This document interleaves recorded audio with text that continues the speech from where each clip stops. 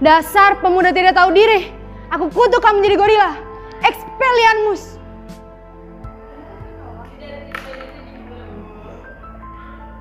Wah. Oh tidak, aku menjadi lebih besar. Lalu dia mematahkan tanduknya hingga... Tidakkah kita meminta kepada Tuhan untuk menjadikan kita seekor anjing? Ampun buaya, jangan makan aku masih kecil, dagingku tidak banyak. Kenapa kamu tidak makan gajah saja? Teman-teman aku. Tapi masa orang tua aku menentang aku? Oh gitu. Tapi aku mau kok bantu kamu. Saya akan memaafkanmu jika kamu mau menikahi putri saya. Tandukku sangat cantik bukan? Tapi kenapa? Kenapa kakiku seperti ini? Kenapa kakiku sangat kecil? Aku tidak suka. Oh ini. Nenek cuma lagi buat jarum dengan besi ini. Boleh, tentu saja kami tidak akan menghabiskan sebanyak ini. Iya maaf, tadi aku lupa, harusnya aku pelan-pelan gak dilempar gitu. Yaudah kita makan aja yuk, aku udah sangat lapar nih. Dian, pemburu pun datang. Mana hasil tangkapanku hari ini? Hahaha, ternyata hasil tangkapanku adalah gajah. Hahaha. Ini nenek ada sedikit rezeki untuk kamu. Tidak usah Nek, tidak apa-apa. Saya ikhlas kok untuk membersihkan segalanya. Bagaimana kalau kakak datang seminggu lagi? Saya akan jawab. Iya, terima kasih. Maaf kakek, maafkan saya yang telah mengambil pepaya kakek. Maaf ya kakek. Tapi jangan kasih tahu ke siapa-siapa. Begini caranya. Kamu campurkan semua warna nih. Bismillahirrahmanirrahim. Bismillahirrahmanirrahim. Assalamualaikum merdeka. Merdeka.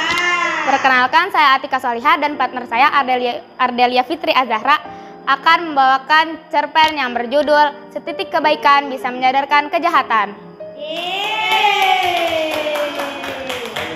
Pada suatu hari hidup sang kakek tua. Kakek tua itu mempunyai sebuah pohon pepaya dengan kondisi pepaya yang sudah berbuah matang. Kakek tersebut merawat pepaya itu dengan sepenuh hati dari kecil hingga pepaya itu berbuah. Kakek tersebut merasa senang karena pepayanya berbuah. Namun kakek itu juga merasa sedikit kecewa karena pepaya yang dihasilkan dari pohon tersebut sangat sedikit. Keesokan harinya, kakek berniat untuk memetik buah pepaya tersebut. Namun, saat ia mendekati pohon pepaya tersebut, ia sangat kaget karena pepaya yang sedikit itu sudah hilang beberapa biji. Kakek tersebut memutuskan untuk kembali masuk ke dalam rumahnya. Istri kakek tersebut melihat kakek tersebut sangat heran hanya karena buah pepaya yang harganya tidak seberapa bisa membuat kakek itu merasa sedih. Namun yang dipikirkan kakek tersebut sangatlah berbeda dengan istrinya. Kakek tersebut sangat kasihan kepada pencuri tersebut karena pencuri tersebut harus menunggu pepaya itu hingga matang dan ia harus mengambilnya saat tengah malam agar tidak ketahuan oleh kakek tersebut. Dalam hati kakek berkata, "Ya Allah, kasihan sekali pencuri tersebut. Bagaimana kalau aku letakkan tangga saja di sebelah pohon tersebut agar dia mudah mengambil pepaya tersebut."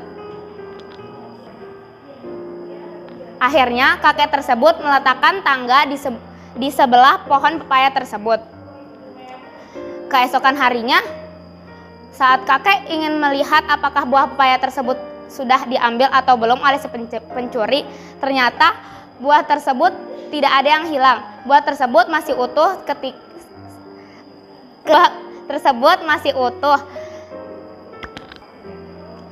Kakek pun berpikir kembali. Akhirnya kakek tersebut bersabar dan menunggu kembali keesokan harinya. Setelah keesokan harinya, kakek tersebut melihat lagi. Ternyata kakek tersebut mengalami hal yang sama seperti sebelumnya. Buah pepaya tersebut tidak ada yang hilang. Hari esoknya, kakek tersebut kedatangan seorang tamu yang belum pernah ia temui sebelumnya. Tok tok tok, assalamualaikum. Waalaikumsalam. Wahai anak muda, ada apa gerangan engkau datang ke sini? Maaf kakek, saya datang sini untuk meminta maaf kepada kakek. Mengapa kamu ingin meminta maaf kepada saya? Anak muda tersebut mengeluarkan pepaya dari dalam plastik yang ia bawa, kemudian menyerahkan kepada kakek tersebut. Maaf kakek, maafkan saya yang telah mengambil pepaya kakek. Maaf ya kakek. Kakek tersebut hanya terdiam.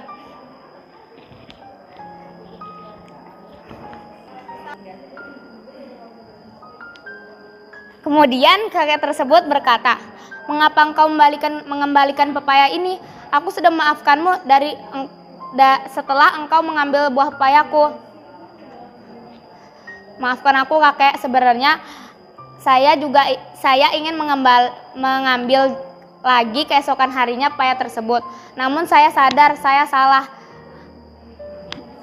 Apa yang membuatmu sadar?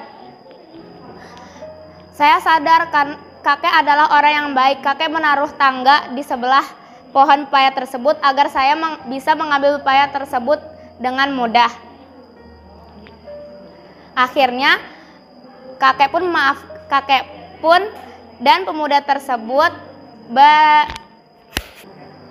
akhirnya kakek memaafkan dengan sangat senang. Kemudian mereka makan pepaya itu bersama. Pesan moral yang dapat diambil dari kisah tersebut adalah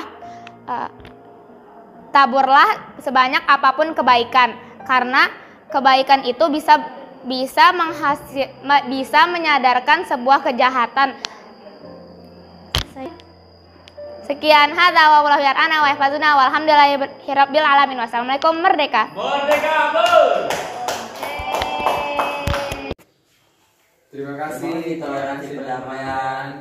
Mari kita sebarluaskan toleransi perdamaian ke seluruh dunia. Salam toleransi dan perdamaian. Merdeka. Merdeka.